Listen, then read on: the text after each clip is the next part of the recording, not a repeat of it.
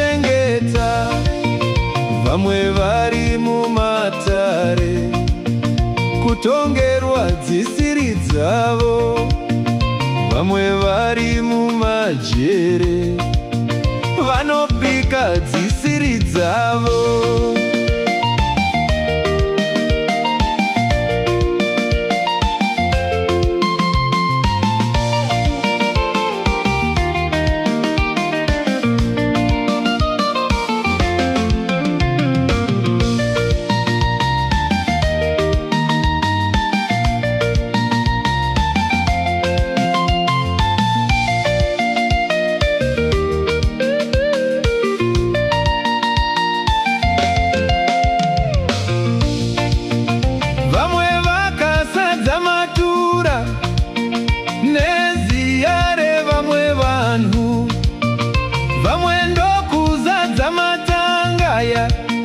Nemombe dzekupamba, kune vamwe vana vadiki vasina pekugara, kune vamwe vana vadiki diki havana anochengeta, kune vamwe vana vadiki havana pekugara, kune vamwe vana vadiki havana anochengeta.